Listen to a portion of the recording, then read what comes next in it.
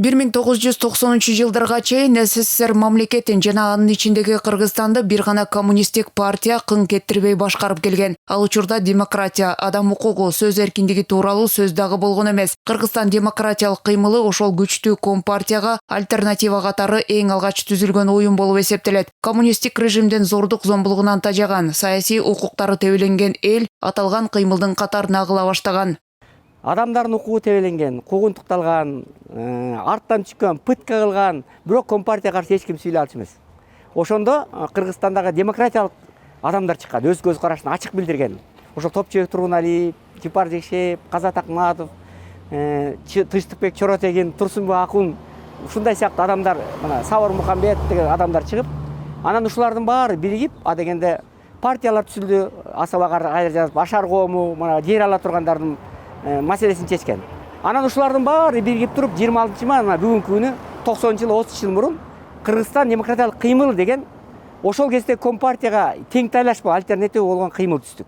Катуу тартипте жашаган мамлекетте бул сыяктуу демократиялык кыймылды түзүү оңойго турган эмес. Жогоруда аталган көч башындагы инсандар куугунтук, ар кандай тоскоолдуктарга карабай, улуттук кайра жаралуу багытындагы кыймылды түптөшкөн. Аз убакыт өтпөй Кыргызстан демократиялык кыймылы карапайым элдер ишенген чоң күчкө айланып, элдин оюн, көйгөйүн бийликке айткан, эч кимден коркпогон жападан жалгыз саясий институтка айланган.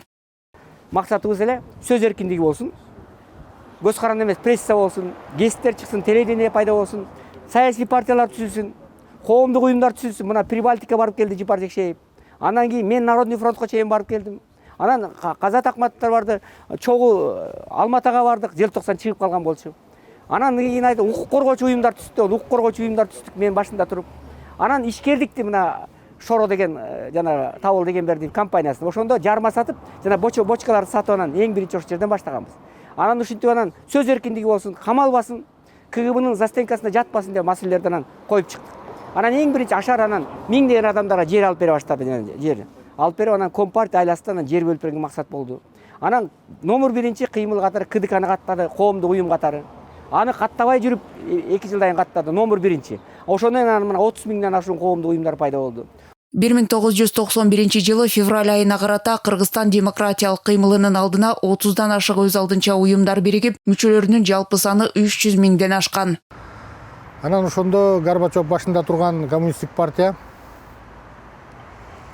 ачык айкындуулук болсун, гласность болсун, демократия болсун деп улуксаат берип алды да кайра токтото албай калды да. 70 жыл баягы оозу кулпуланып турган эл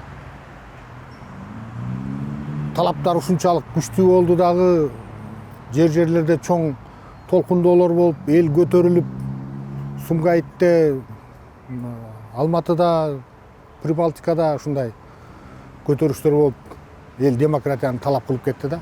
Анан ошол советтик, жалпы совет эли көтөрүлгөн чоң толкундун алкагында кыргыз эли дагы ушундай демократиялык өсүп өнүүлөрдү талап кылып, ушундай ар кандай коомдук уюмдар пайда боло баштады. Ошол уюмдардын баары биригип келип, аягында ушу Кыргызстан демократиялык кыймылына бирикти.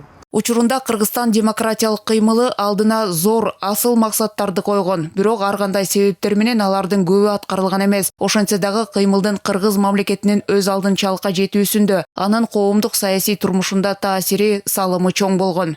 Кыргызстанды саясий жаңы нукка алып чыкканга чоң салым кошту да. Андан кийин башка партиялар дагы көп чыкты. Бирок ошол кездеги партиялардын эң негизги мындай өзгөчөлүгү булар бардыгы тең батыштагыдай мындай классикалык негизде түзүлгөн да. Мисалы үчүн баары тең идеологияга байланган. КДК дегенде деле карасаңыз демократия деген сөз ичинде бар да. Андан кийин мисалы үчүн Атамекен социалисттик партиясы жана башка ушинтип жанагы партия, Жашылдар партиясы да чыкты да ошол кезде. Бир аз кичине кийинирээк агрардык партия чыкты ошол кезде. Мындайча айтканда ошо КДКны ээрчип, бүт бардык партиялар классикалык негизде, идеологиялык негизде түзүлгөн. Кыргызстандан демократиялык багытта өнүгө башташы менен Кыргызстан демократиялык кыймылынын негизги максаттары мамлекеттик саясатка айланып, анын мүчөлөрү жогорку кызматтарга көтөрүлүп, экинчи бир бөлүгү ишкердик жана башка жактарга өтүштү. Мына ушундай социалдык саясий кырдаалда туруктуу иштей турган саясий партия түзүү зарылчылыгы келип чыкты. Кыймылдын калган мүчөлөрү 1993 жылы 29 майда Кыргызстан демократиялык кыймылы партиясы болуп кайра түзүлүшкөн. Каныкей Бозгунова, Денис Курганов, 5 канал.